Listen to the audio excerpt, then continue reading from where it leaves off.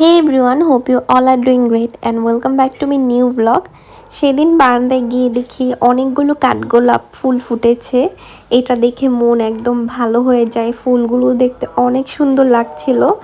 তাই বেশ কিছু ভিডিও আর ছবি নিলাম এটার। এটা ছিল বিকেল বেলা, তারপর সেদিন আর অন্য কিছু রেকর্ড করিনি। এটা হচ্ছে তার পরের দিন সকালে। আগের দিন কিরকম সানি সুন্দর একটা ওয়েদার ছিল, আর পরের দিন ঘুম থেকে উঠে দেখি এরকম গ্লুমি ওয়েদার, আকাশ অন্ধকার, মেঘলা, ঝিরিঝিরি বৃষ্টি পড়ছে। এইরকম ওয়েদারে আমার বিড়ালগুলো অনেক ভদ্র আচরণ করে, তারা সারাদিন ঘুমায়, একদমই জ্বালায় না। তারপরে এক কাপ চা খেলাম, আর চা খেতে খেতে আমার চিকেন রোস্ট খাওয়ার ক্রেভিং হলো। আমি জানি না কেন এরকম বৃষ্টির দিনে নর্মালি স্বাভাবিক মানুষের খিচুড়ি খাওয়ার ইচ্ছে হয়, কিন্তু আমার ওই দিন চিকেন রোস্ট আর পোলাও খাওয়ার ইচ্ছে হলো। তো ভাবলাম যে বাসায় যেহেতু আছি তো বানিয়ে ফেলি।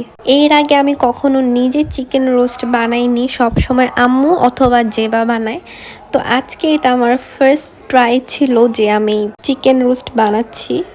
যদিও আমাকে বেশ খানিকটা জেবা হেল্প করেছে আর আম্মু একটু একটু হেল্প করেছে। যেহেতু চিকেন রোস্টের রেসিপি কম বেশি অনেকেই জানে, তাই আমি এখানে কোনো রেসিপি শেয়ার করছি না। আর এটা আমার নিজেরই ফার্স্ট অ্যাটেম্পট, এই জন্য আমি কী ভেবে রেসিপি শেয়ার করব।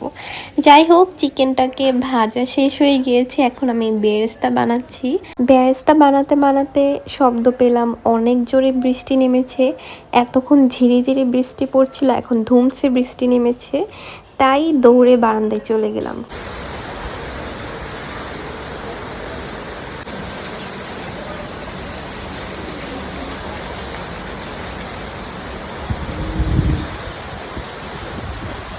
বৃষ্টি বিলাস করতে গিয়ে এসে দেখে আমার বেরেস্তা একটু বেশিই পড়ে গিয়েছে। তারপর আম্মু এখানে পোলাও রান্না করছিল, সেটাও হয়ে গিয়েছে, কিন্তু আমার রোস্ট রান্না এখনও অর্ধেক হয়েছে। তাই তাড়াতাড়ি করে চলে গেলাম আবার কিচেনে। নেক্সট স্টেপে মশলাগুলো যে কষাতে হয় ওগুলো আমি যে বাকি দিয়ে করিয়েছি, কারণ এগুলো নিয়ে আমার আইডিয়া একটু কম। তার উপরে আমি হুট করে অসুস্থ হয়ে যাই, কারণ তো অবভিয়াস, বাহিরে বৃষ্টি হচ্ছিল। আর এরকম ওয়েদারে আমি অসুস্থ হব না, আমার ফ্লু হবে না, এটা তো ভাবাও ইম্পসিবল। বাহিরে যদি বৃষ্টি নামে আমি তখন বাসায় থাকি অথবা বাহিরে থাকি, বৃষ্টির পানি আমাকে ছুক বা না ছুক আমি বাসায় একদম আইসোলেট হয়ে থাকি, এরপরও আমার ঠান্ডা লাগবে। তো সেই দিনের দিনটাও আমার এরকমই ছিল, আমার অনেক বাজে লেভেলের ঠান্ডা লাগে। আমি একাধারে এত হাঁচি দিয়েছি যে আমার এক পর্যায়ে মন চাচ্ছিল আমি বডি থেকে মাথাটা আলাদা করে ফেলে দিই, কারণ হাঁচি দিলে চোখ ব্যথা করে, মাথা ব্যথা করে, খুবই বাজে লাগে। যাই হোক, কথা বলতে বলতে আমার রান্না অলমোস্ট শেষ। খুব সুন্দর করে রান্না তো শেষ হলো, কিন্তু এখন কথা হচ্ছে আমি এটার টেস্ট ঠিক মতো পাবো কি না ঠান্ডার জন্য, কারণ এটা স্মেল তো আমি ঠিক মতো পাচ্ছিলাম না। আর এই ছোট্ট বিড়ালটা এত তাড়াতাড়ি মাশাল্লাহ বড় হয়ে গেল, এখন সে বাহিরে যেতে চায়, দরজার সামনে এভাবে দাঁড়িয়ে থাকে বাহিরে যাওয়ার জন্য। তারপরে তো আমি নিয়ে আসলাম আমার লাঞ্চ, আর কিছুক্ষণ আগে আমার এই খাবারটা খাওয়ার অনেক ক্রেভিং হচ্ছিল, আর কয়েক ঘন্টার ব্যবধানে আমার কোনো খাবারই খেতে ইচ্ছে করছে না। মন চাচ্ছিল আমি মেডিসিন খেয়ে একদম অজ্ঞান হয়ে পড়ে থাকি।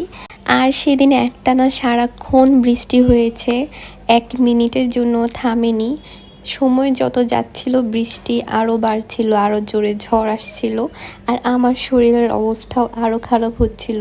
বৃষ্টি আসলে বারান্দার অবস্থাও অনেক বাজে হয়ে যায়, পানি জমে, গাছ থেকে মাটি টাটি পড়ে একদম বাজে অবস্থা। তো পরে দেখলাম যে এগুলো ক্লিন করছে। ডিপ ক্লিন করা হয়নি, জাস্ট উপর উপর দিয়ে একটু ক্লিন করা হয়েছে।